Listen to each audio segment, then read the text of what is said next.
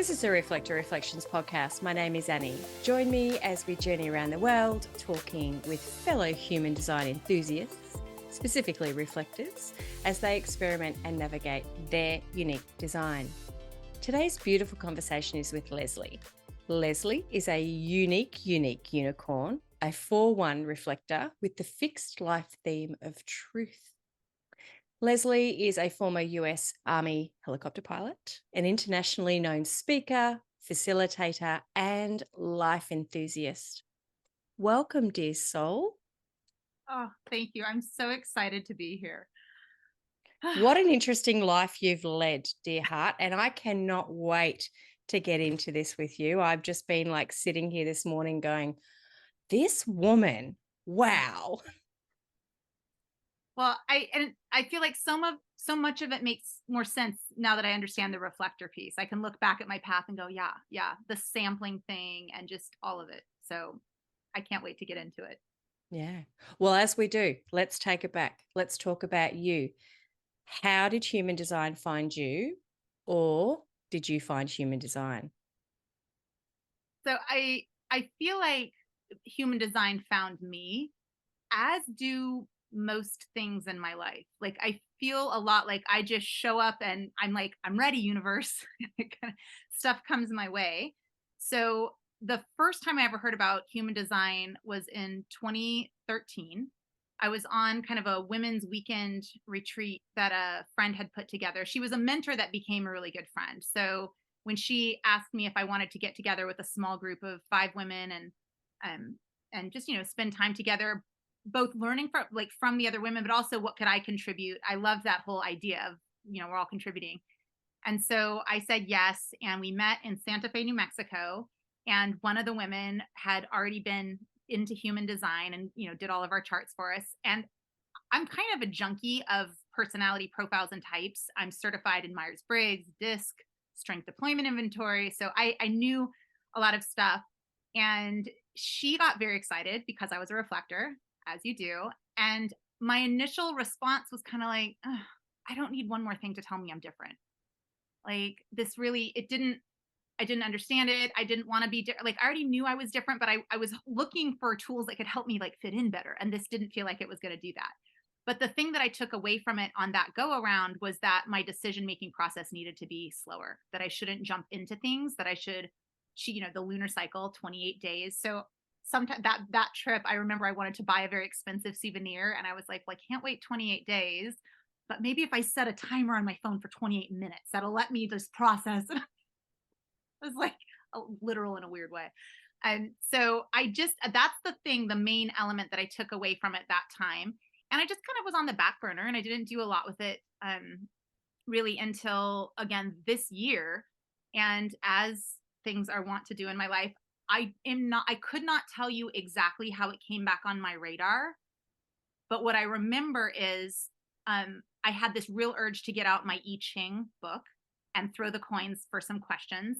And I did that. And then a week later, I was looking into human design stuff. And I don't remember, it was like a voice in my head almost. I don't know where it came from. And so I was digging into it. And that was when I started understanding like, oh, the unconscious was calculated 88 days before and that was such a huge sign to me because my husband and I got married on 8/8 because 88 is our number. It's double infinity.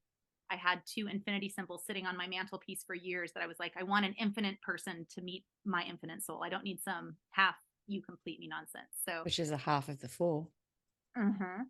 So I was like 88. Oh my God, this is here to help me in my marriage because we were going through a bit of a rocky season and struggling with some big things. I mean, husband looking for work. My dad died this year. It was an epically bad year. So I looked up his profile and I got deeper into mine, which was interesting, but looking up his, he's a 6/2 or manifesting generator. And so I'm like, oh my God, he's on the roof. This is some of what's causing me angst.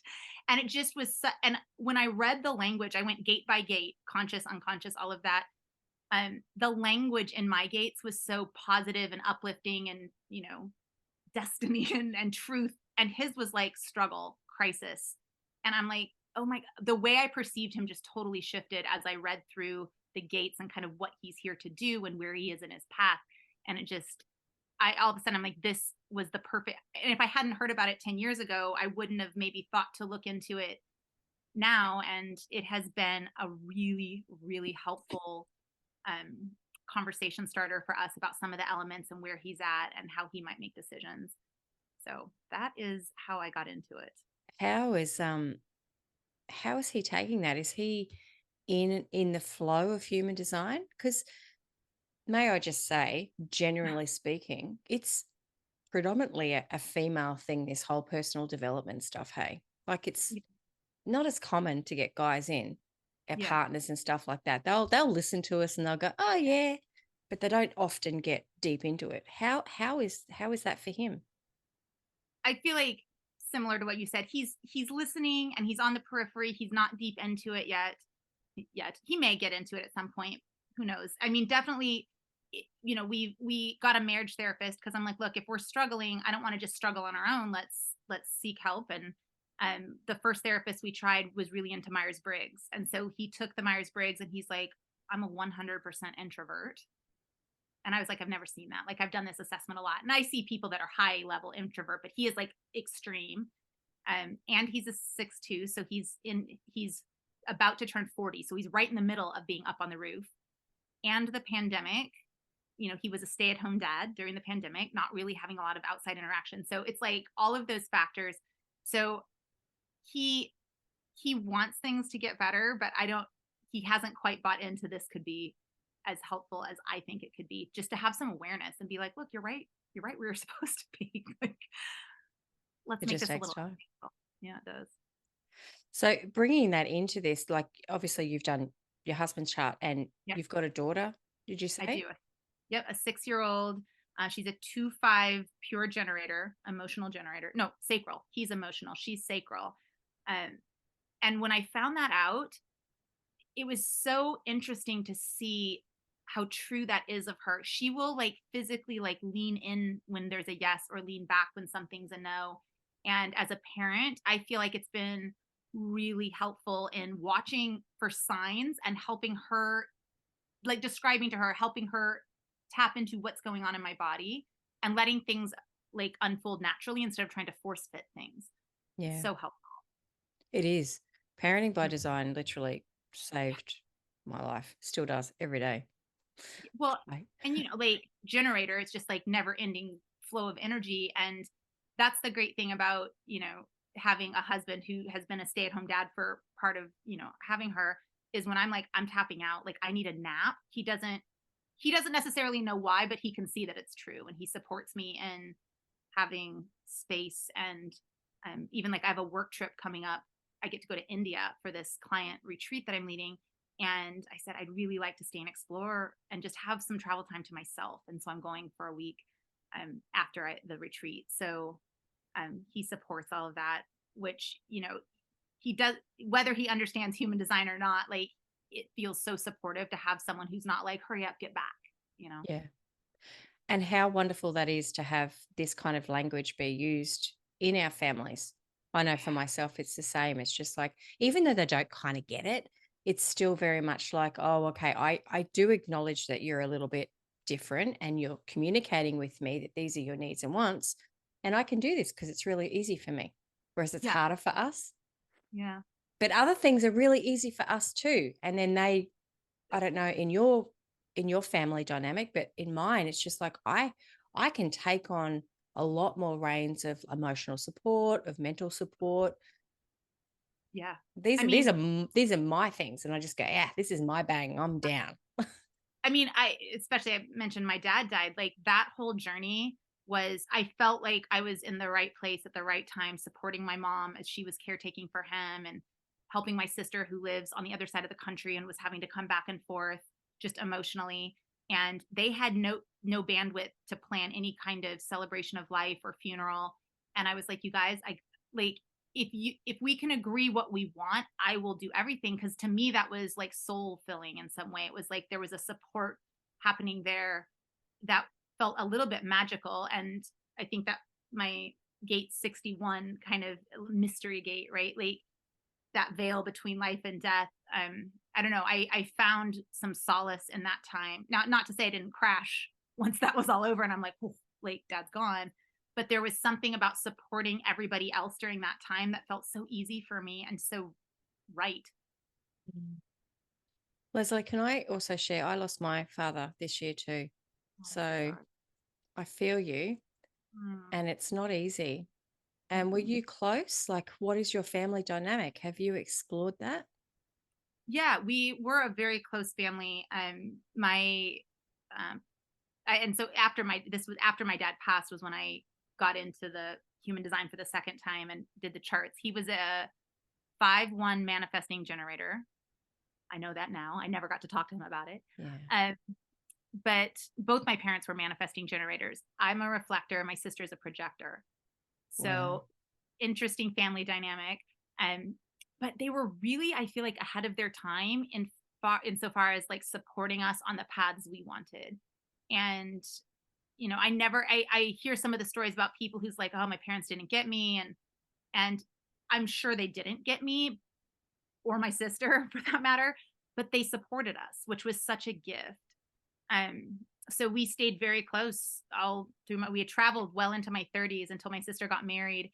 Um, we would do family vacations together. And I ended up moving back to Las Vegas, which is where I live now, probably about 13 years ago now, because my dad was having some heart issues. And I'm like, I don't like being so far away. So I moved back and, we got 10, 12 years of him coming over for random Tuesday coffees or, hey, I have an extra ticket to this. Do you want to go? So I feel like I have no regrets in terms of that.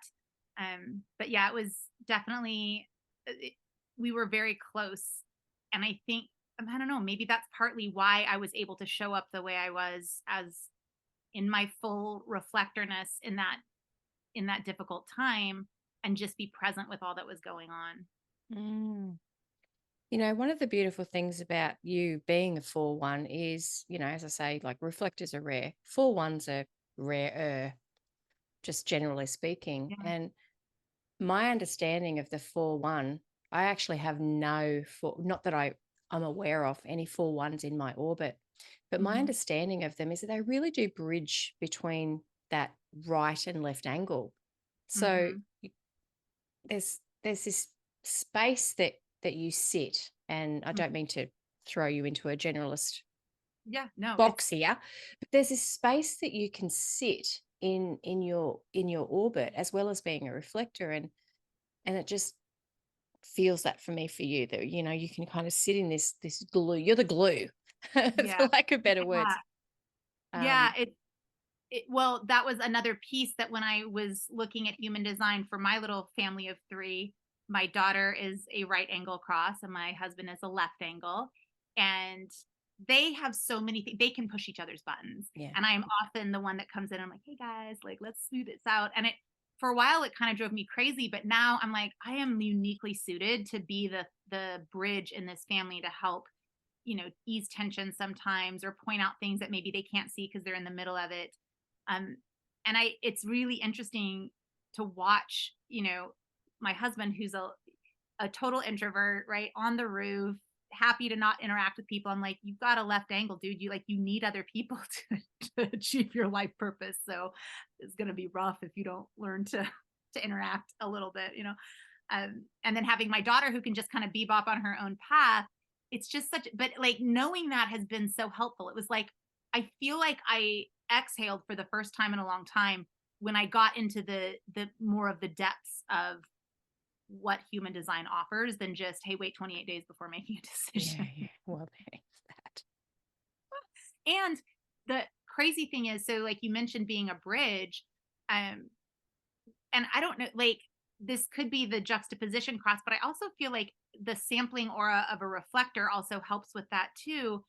I ended up finding my way. It wasn't like I was looking for it. It kind of got dumped in my lap, was into the career field of facilitation, Mm. which is basically helping people or groups that are kind of in two different positions bridge the gap that lies between them. And I've used the language of I'm a bridge, or I can help you guys come together, or I can, hear the two sides and help you hear each other for years. And when I read that, I was like, this is how I've described myself for so long. So Yeah. kind of validating in a way. Do you know what I love the most about this? The more I talk to people is we innately know. We Mm. innately know this shit. Like we just, but all the other bullshit gets in the way. And that's what we got to wade ourselves through. Every time I just sit here and go, you've always known exactly who you are. Mm-hmm. Me too. But it's just like all the other crap gets caught. All the conditioning, right? Yeah. Oh, And so lot. good. I want to talk more about where you've gone, but Yeah, before we yeah. do that, may I invite you back? And I want to talk about little Leslie. I really Yeah. do. I think this is a beautiful story for us to tell about our upbringing. And you were just saying I had a great upbringing, but it's just like, how did you feel? How Mm. now that you know this, like it's always like Yeah. it looking back in Yeah. retrospection, right? Yeah. Talk to us about that. I mean, it's really interesting. I often would end up being the leader of things. So, captain of the cheer squad, editor of the yearbook. In sixth grade, they picked a student representative on picture day that went to basically boss the teachers around and say, "Your class is up now. Everybody get in line." And I was that kid. And so there was something that people could see in me from a very early age. And it was teachers and peers because the cheerleading one was a funny story. The cheerleading coach said whoever gets the highest score is going to be the captain. Well, I ended up getting the highest score and she didn't like that. And she wanted to pick the captain. So she's like, "We're going to vote on captains." And I won the vote. And so she was like, and I wasn't like I was wildly popular. I think I had leadership potential or there was something that people trusted. And so it ended up, she's like, "Well, I'm going to pick one and then we'll let you be the other one." So I was a co-captain. And so the reflector thing either really attracted people or really repelled people. And she was one of the like, she just didn't like me for no real reason that I could ascertain or, discern in any way. Um, but so yeah, it was just an interesting, like people either really loved me or really hated me. And I always felt like I had an invitation, but I never felt like I fit in. So I could be at the party, but I always felt like a little bit an outsider. Um, and I think that frustrated me more when I was younger. Like I didn't know, I thought I was supposed to fit in. I thought like, and I always like, I wanted to be liked. I wanted to feel internally like I fit in. And now I still have the same feeling like I'm on the outside, but now I see it as like a real gift to have an invitation and to still be able to like witness and observe. And one of the things I read or see that's like reflectors have this innate ability to notice the health of a community. And I love that. I love that ability. And when people, I don't force it on people, but if they ask, I will give them an honest opinion. And I find that it's usually helpful and well received. And but yeah, little Leslie never felt like she fit in, struggled, even though on paper, I was like captain of this or, leader of that. Always felt like I was on the outside. I'm curious to ask you, you know, you were saying there that you kind of like always did that. Were your parents high performers? Like, were they people who excelled in their field?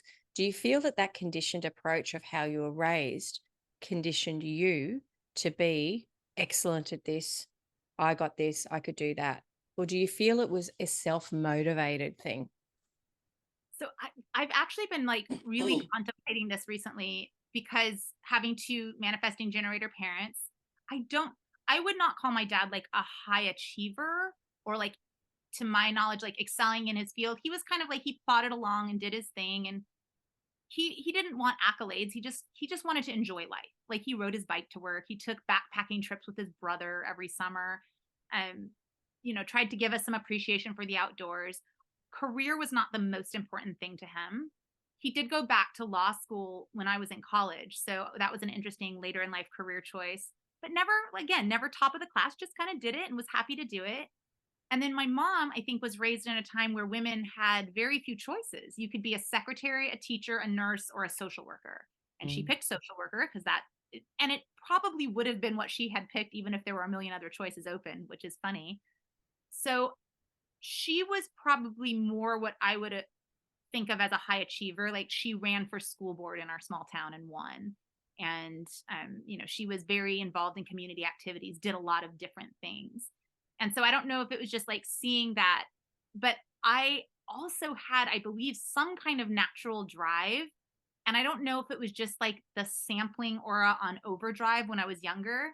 Like the energy of youth just gave me this desire I wanted to do everything. Yeah. And my mom has told me the story several times that there were parents that were like, "Why do you push her so hard?"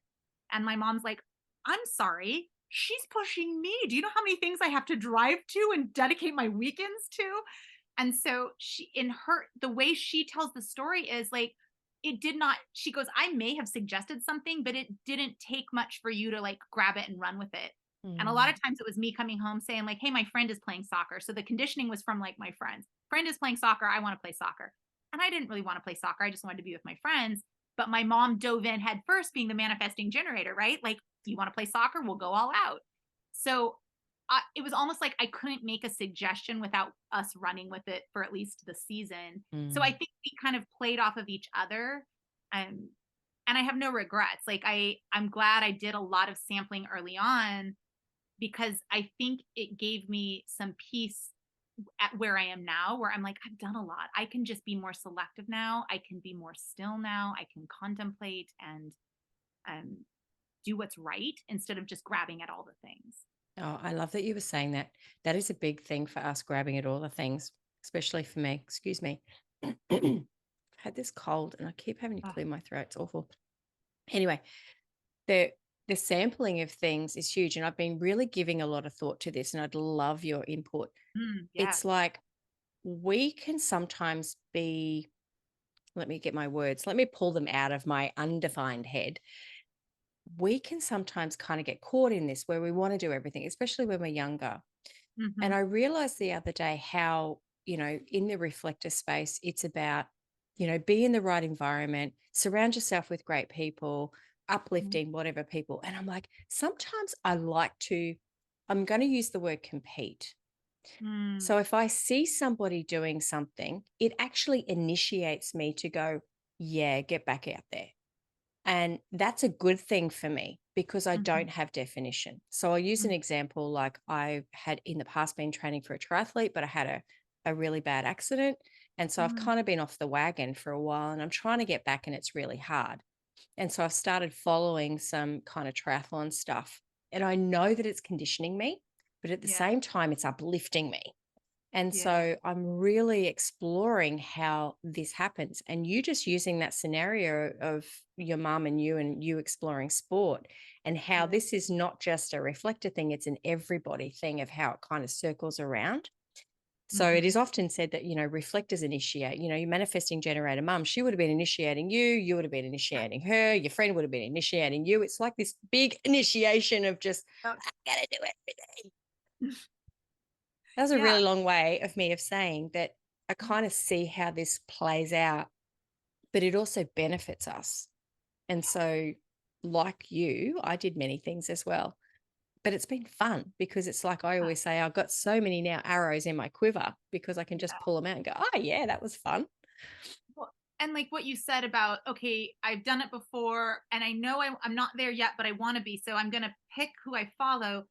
So I think the first go around, before you know how you get conditioned, you're just picking because other people are picking or because it Yeah. just caught your interest that day. And now I think as we mature and we understand better, we go, okay, whatever I put in my feed is going to condition me. Whatever I follow will have an impact. Is this what I really want to do? And if we do the work kind of on our own to kind of, yes, that is what I want, then the conditioning is like a catalyst to Yeah. what we already know we want versus just dragging us down a path we weren't even sure we were committing to. Absolutely. Mhm. Yes. That's it. You worded it so much better than me. I mean, I do, it's a word that people have used to describe me a lot is catalyst. And so Yes. I think that might be a bit of a reflector energy. It's that, the mirror and you're bouncing off of what their energy and it like multiplies. And that we can do that for ourselves too, just by Yes. what you said, like filling our minds with the imagery or the ideas that are going to drive us forward. Absolutely. Oh, I love it. So going into your teens, now I'm very Yeah. curious because, you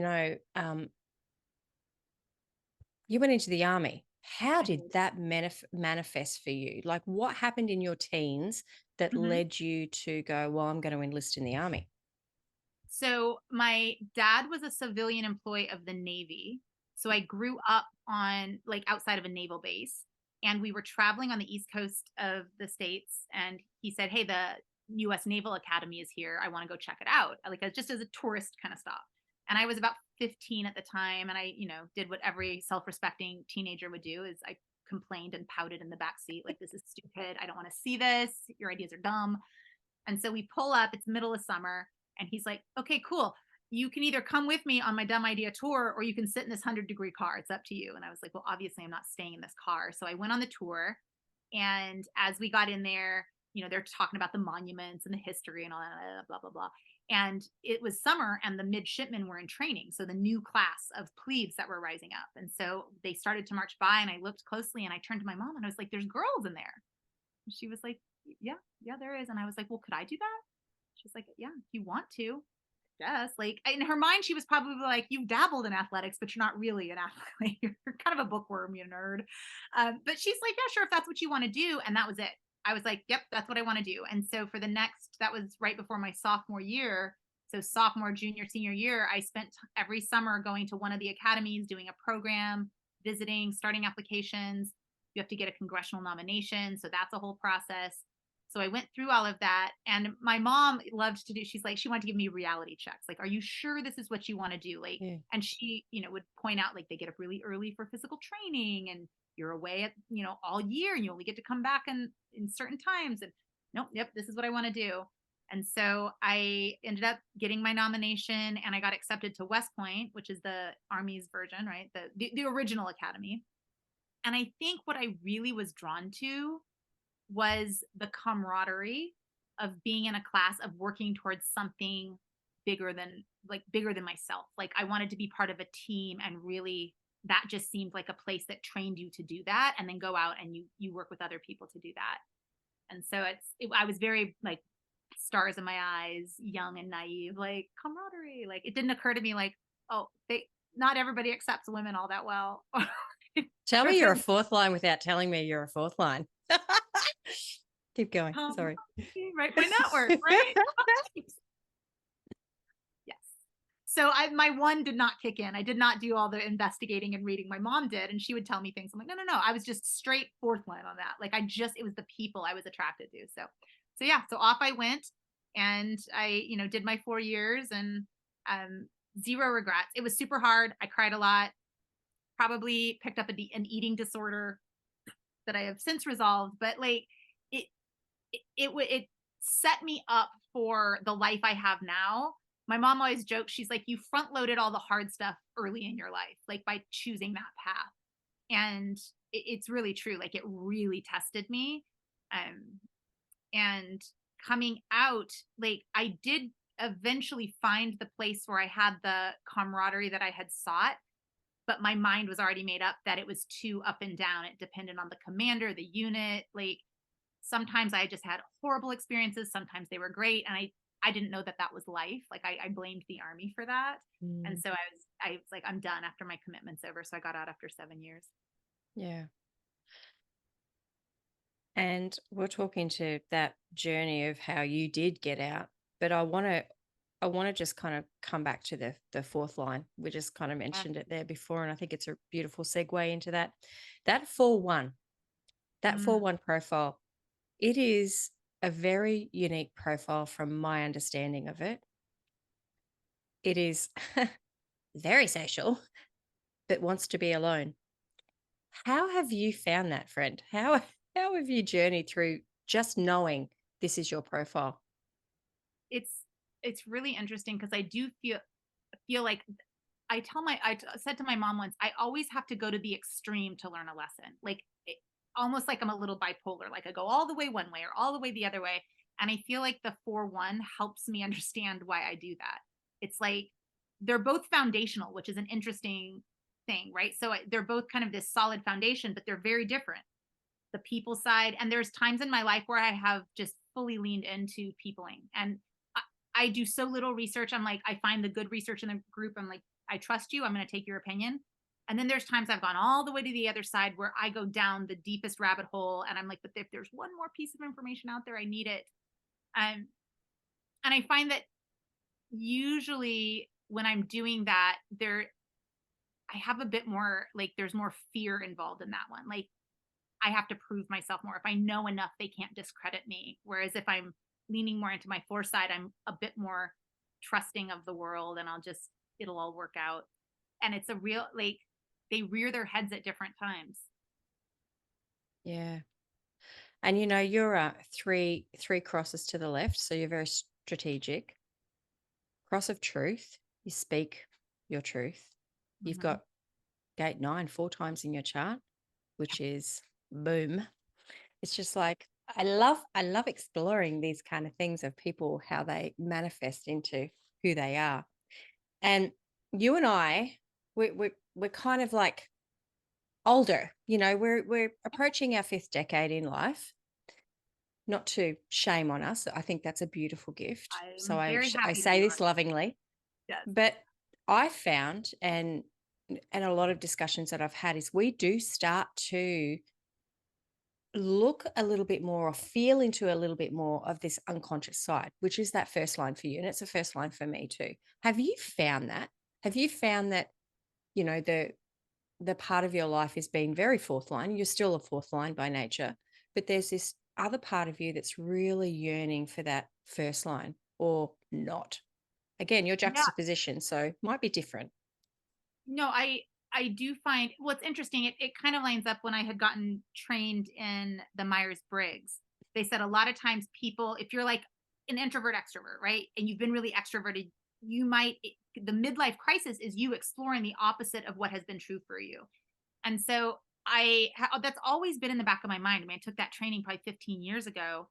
And I do think, and so I always wonder too, like, is it that we have a natural tendency to explore the differences, like those unconscious pieces that we haven't used as much? How much did the pandemic impact? Because that definitely caused me to go from being pretty outgoing and social, like I was in a bunko group and I did stuff every month, to we locked down pretty hard. It was us and another family with a little kid that got along with my little kid, and that was that. And my parents were pretty much it for like a year plus.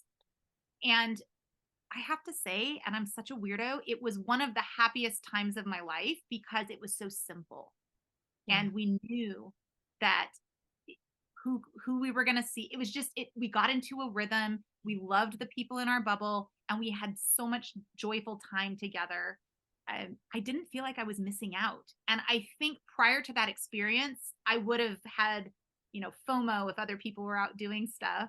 And now I came out of that experience and I'm probably naturally going over more to my first line anyway, having more time. I have picked up reading as a habit, like voraciously, just in the last like year or so. Yeah. Which interestingly, the other mom in the family that we locked down with, she's the person I talk to probably the most in my life now because she was my like friend, co-preschool leader, therapist, all of the things. She is a 1/4 manifester. Get out of town. Yeah. So she's like my polar opposite, Yeah. but so it's really interesting. And she's having that other kind of move. It's just Oh, an interesting thing. So we've talked about that a lot as well. and you've got each other. I love that because you can really Yeah. support each other in that wholesomeness. Yeah. Yeah. And I know a few 1/4s. Hmm. It's not the same as a 4/1. I could No. only imagine. Sorry, I'm not Yeah. even going to speak for you. Yeah. But Yeah. wow. Yeah. And I Yeah. agree with you. There was something that happened during COVID that really pulled. And you know what? Since COVID, we have Hmm. kind of a lot more people are coming out, for lack of better Oh, words. We're yeah. Yeah. coming out of our HD closet. We're coming out and exploring. I want to know, just going back, I've just written this down here, Myers-Briggs. What are you in Myers-Briggs? So on Myers-Briggs, I am an ENFP. The last time I officially took it, which was very recently. I am always an NF. That will never change. I am deep N and deep F. I can waffle on P and J. I was in the military, so that was a very J lifestyle. Now that I'm a facilitator, I'm kind of flowing with the group. So I have gone more to P, and I really like that. I think that is naturally who I am. And the E and the I can waffle. I'm very close to the line. So on a given Yeah. day, I could take it and be an INFP.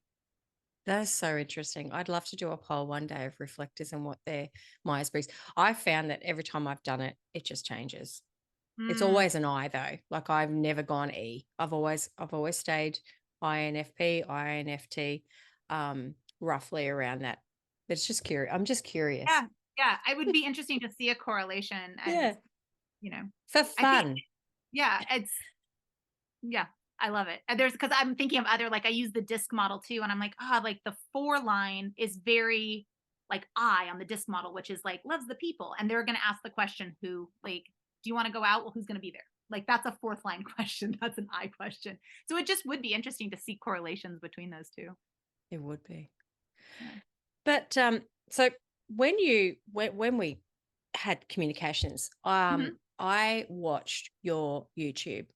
And I'm going to Mm. share that because Aw. I sat there for 17 minutes, literally like this, watching you in 2015 do your TED talk. And I'm Yeah. like, get out of fucking town. Watch this reflector do her shit. Like, sorry for my crassness, but Oh, I love it. I I love was it. like, look at you. And I was just, my heart was in my high chest of just going, Oh, I know it was 2015, but yeah. I'm thinking, what more has this woman done? This was 8 years ago.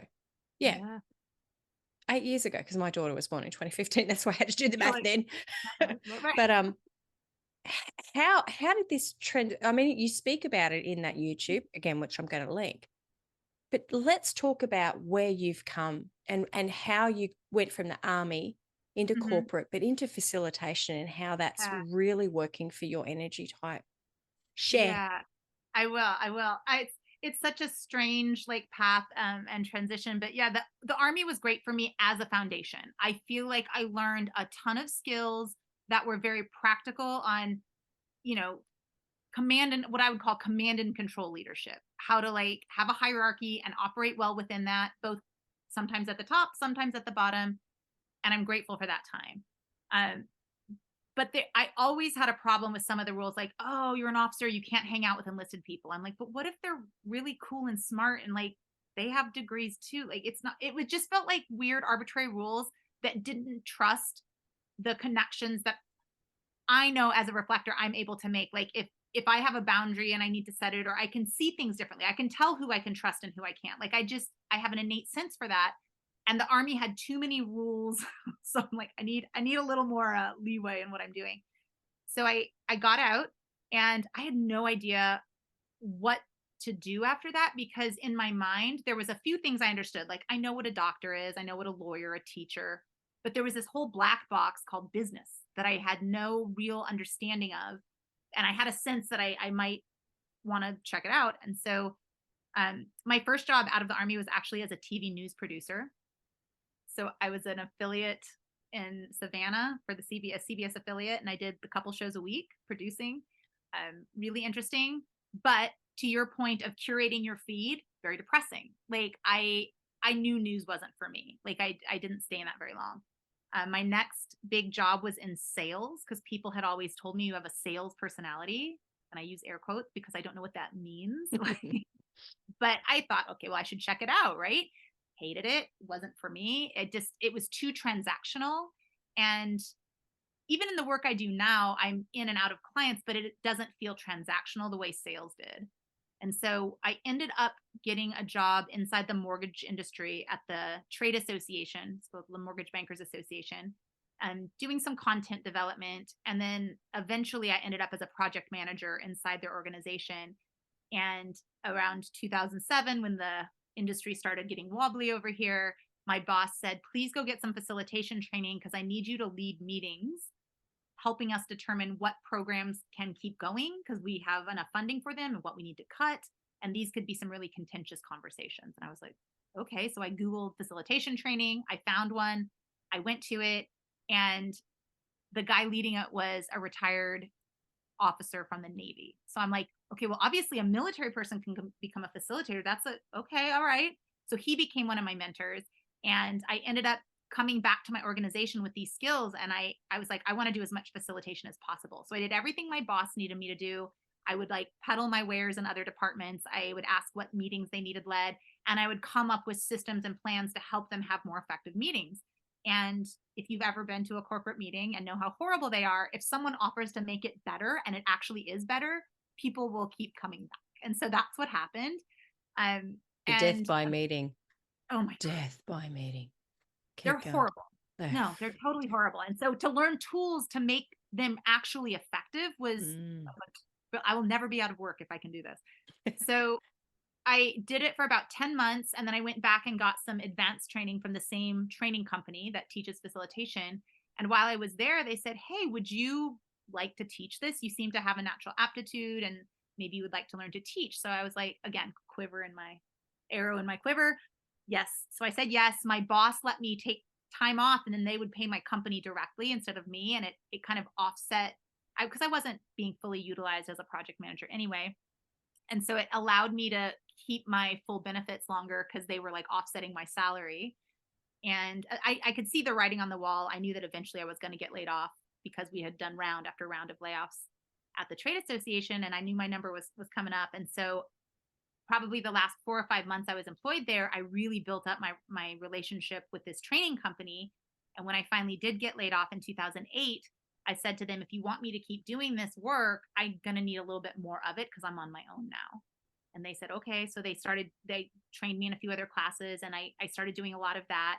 And then on the side, I would do anything I could get my hands on. I would do little free lectures to kind of as a funnel for business and just started getting out there. And I would say from 2008 to probably 2012 were tougher years. Like I was, just still getting going. But around 2012 to 13, things seemed to shift.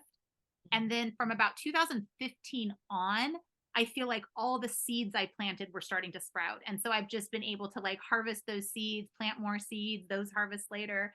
Um, and so I got out there. And the other thing is like, because I'm a 4, I can't help but share with people what I'm doing. And I have this natural enthusiasm. And so I get a lot of work just from sharing on Facebook, like, here's what I'm up to, or I'm doing this in India, or I just gave this talk and it was so exciting. And so people plant a seed, I'll come back to you. And yeah, so pretty soon before I knew it, I was saying, oh, I've been running my own business for now 15 years. I can't even believe it's been that long. And sometimes it's contract work with another company teaching their material. But like the trip to India is a client I met in a class 4 years ago that remembered me and said, I need you to come work with my team to help us build a better culture. Yeah. And so that's, 4 years later, he still remembered me and reached out. You are a living example of someone who is living their design, in my personal opinion. Yeah. Because the work that you're doing and even how you show up, just to me, I don't know you, but I know what I've Yeah. watched. It is just a reflector. And reflectors often ask, and not just every reflector, I know that I'm generalizing here, but it Yeah. is like to be able to just go in and go, well, this is not working. I can suggest this. And you speak about that in the TED talk that I listened to, of just going, well, I'm going to tell you exactly what's not working here. Hmm. And then you had to wait and you were just like, oh my gosh, what are they going to say? And then they received it and they were like, tell me more. A lot of reflectors in this space yearn for this because Yeah. we do have a lot of that awareness. Yeah. It's executing it. It's Yeah. often our problem. It's like, how do we actually like live this out? Yeah. I would say so for me, my path really started at the request of my boss saying, go get Yeah. facilitation training. And weirdly, like both of my parents in their background and careers have done facilitation. So I always joke, I'm like, it's a little in my blood. Like I knew what it was vaguely from them, but I was a kid when they were doing it and I wasn't paying close attention. Um, but it's such a valuable skill. So for anyone who has a 9 to 5 job that requires you to run meetings of any kind, see if your boss will pay for you to get facilitation training. Because I think the foundation of knowing that there's a process to writing a clear purpose statement, that having objectives in a meeting and doing clear action items at the end can make all the difference.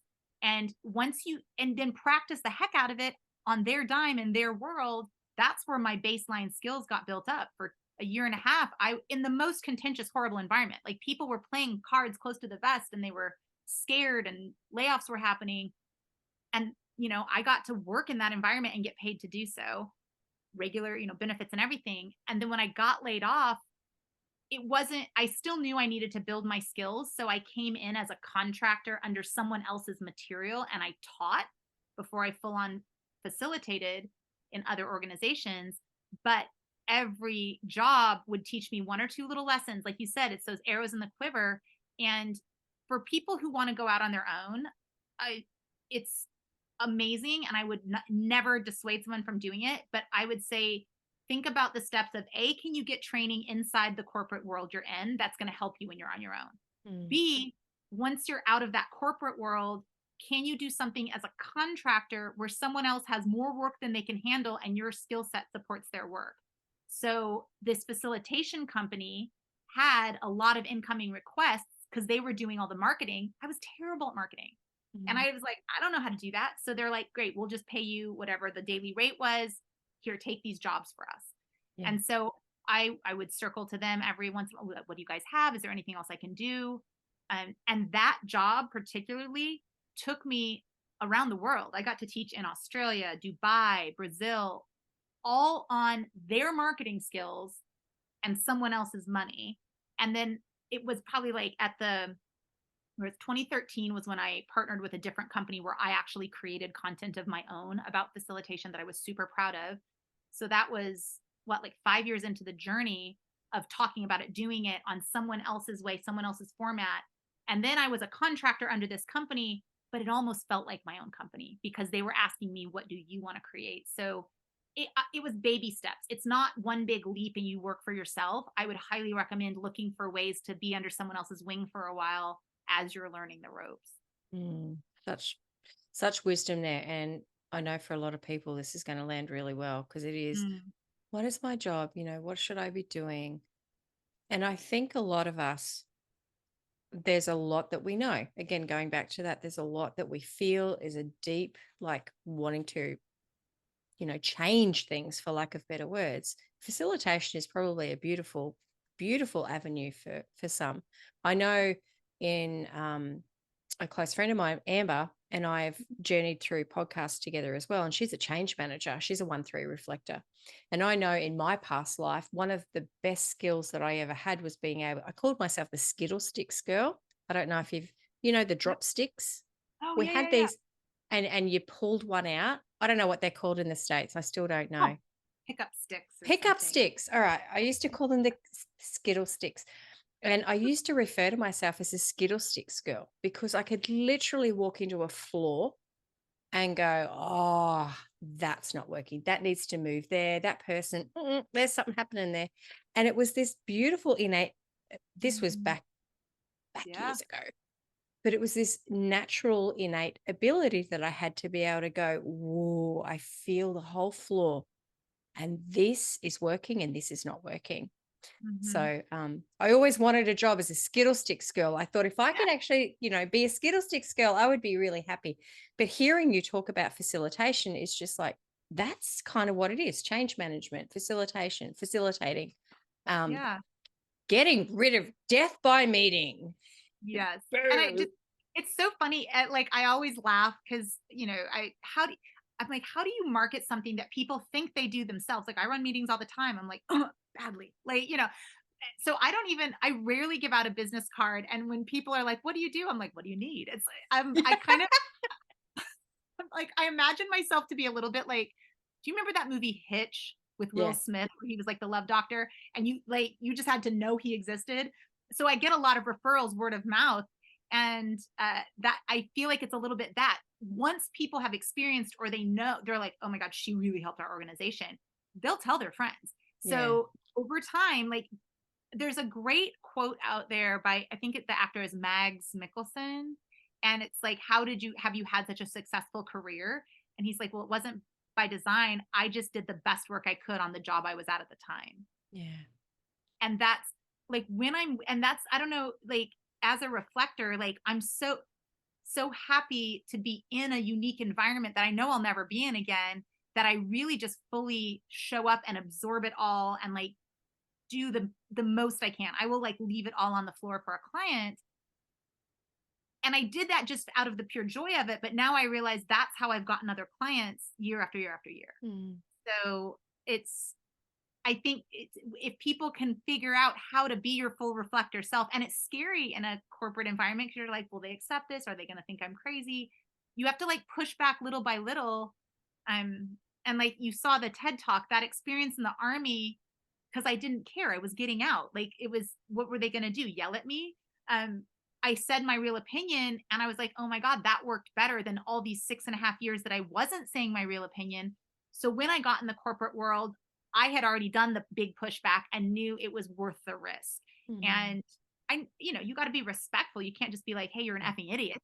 Like, or sometimes maybe you should, I don't know, but depends on the situation. I don't want to tell you how to live your life. But I find that when I say it in a way, like when I had that job in the mortgage industry, I had a boss, as a project manager who would come to me and say, I need you to do this. And I'm like, oh, okay.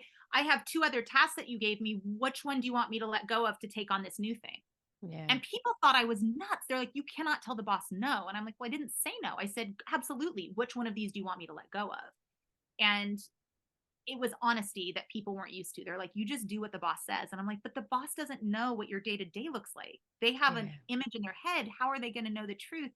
So I was just happy to like hold up that mirror and say, here's what's really going on in here. How are we going to handle it? Because Where there's a other life people, skill right there. yeah. Tell me what I've got to let go of so that I Mm, can do this well. yeah. Wow.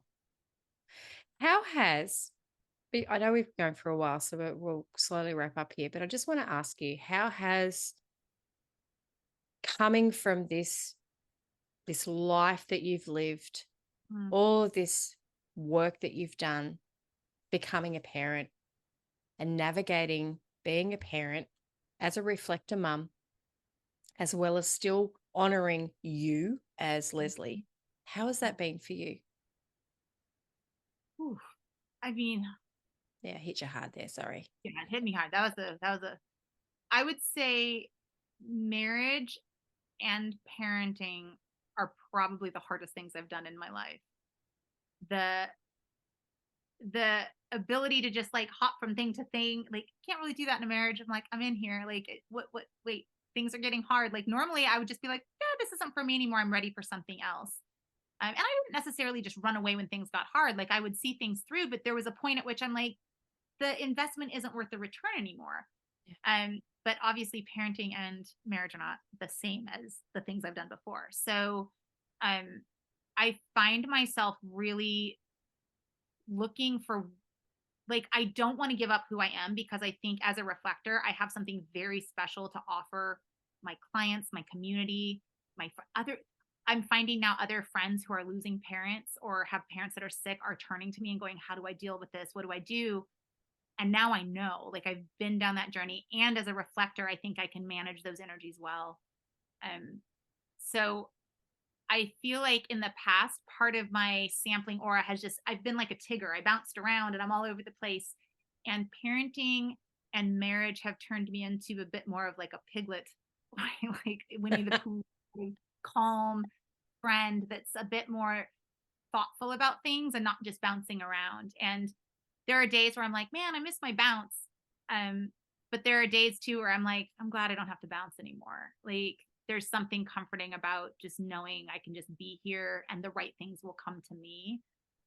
So I think it has grown me up. Marriage and parenting have definitely um, changed me in a way that I think makes me more empathetic, more understanding, that I don't know everybody's path situation, like what they've dealt with.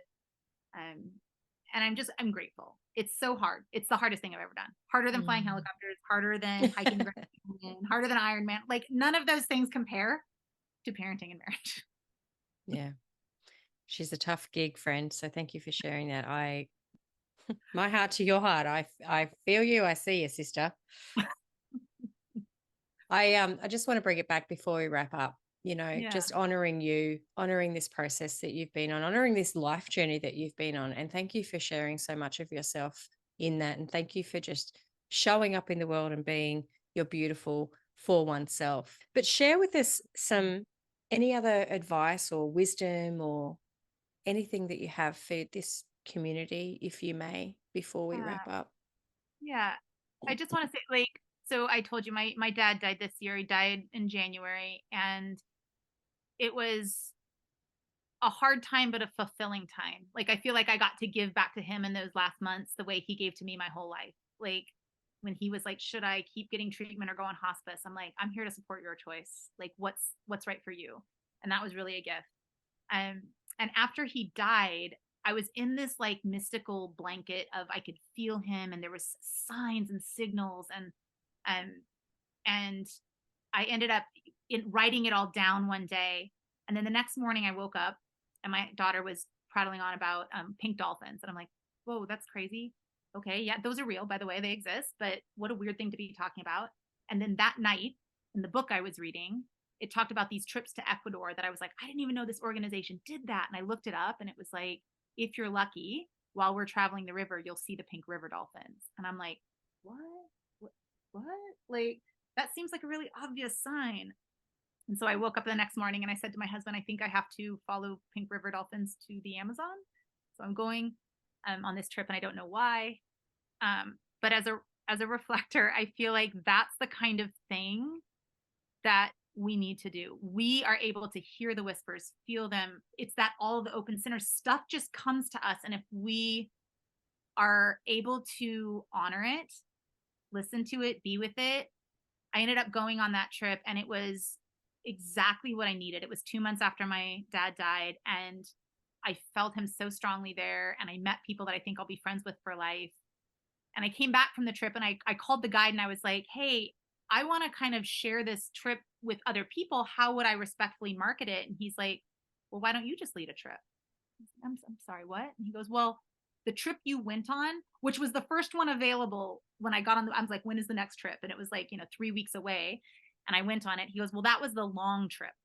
And that's how we train our leaders. So technically you're trained to be a leader.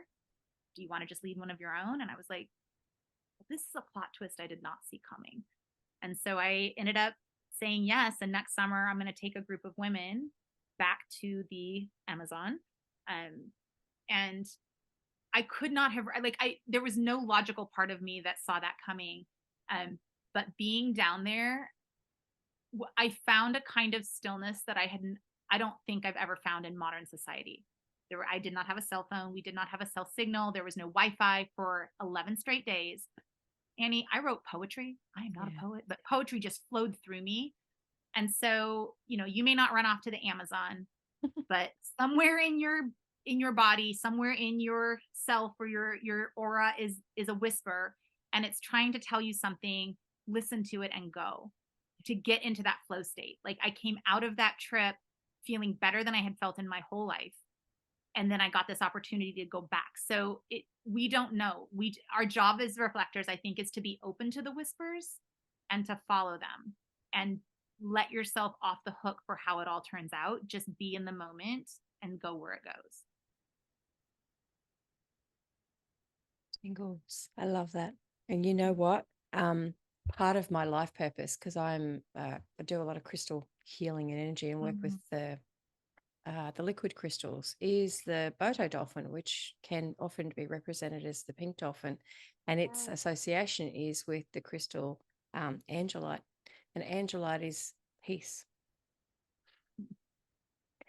So there's a lot in there that you just said that just hit me. It's just like, oh my gosh, you're speaking to my soul. And I agree.